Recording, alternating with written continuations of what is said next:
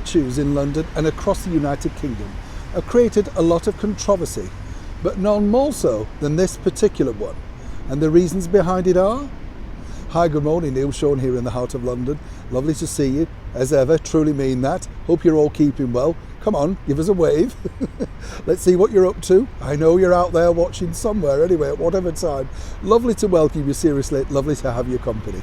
And yes, I know you're going to tell me it's dark, it looks cold, Neil. It's not that cold actually, it's very mild, it just looks colder and darker than it is. The weather, eh? Don't get me going on that, you know it's one of my bugbears. But back as ever to your breaking news story of the day.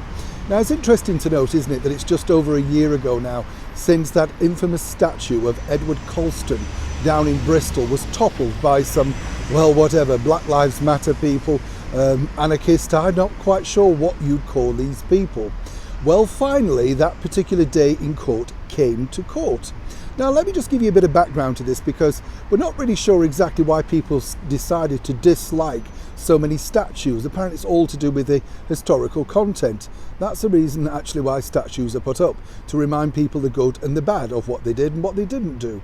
Most of the time it is to celebrate someone's life who achieved quite a lot for that particular country, area, individual, community, that sort of thing. There's some wonderful statues here in London that really I would, well, definitely urge many people to come and see, because you really get the story and the flavour of the person. They're so lifelike too. But back to Edward Colston. Now apparently he had links to all sorts of things that allegedly offended most people in Bristol. Interesting to note also that the Colston Hall, which is a big entertainment venue down there, has been going for years, but apparently people weren't offended by that name, just the statue. You get the picture. Yes. Now, the four main people were taken to court, and amazingly, the judge decided to let them off because he didn't see it as criminal damage. It's something of a legal loophole. One would question, of course, as well, if you think about it, the judge, you know, where's his sanity? It's a public place, it's public property being paid for by other people, not by them, and they managed to knock it down, topple it, and drag it into the river. But he apparently thought this wasn't criminal damage. Now, as I say, the entire court case cost the taxpayer £50,000 plus. Big money, right? Now, the people behind the statue toppling, you know, were soon readily available to appear on the media, which gives you a very good indication as to what they were looking for. Now, none of them, seemingly, and we always have to say here on the show, allegedly, really had anything to be that concerned about. There was certainly no ethnic links back to them.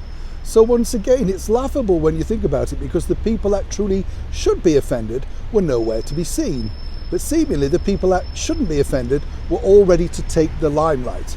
Now let's not forget, we're not sure about this, but these particular media appearances and no doubt interviews will be well paid. After all, it's a dead January, you know. News channels need to fill their news bulletins up with all kinds of things, and these people were ready, willing and able to jump on Zoom and pop into studios to tell their side of the story.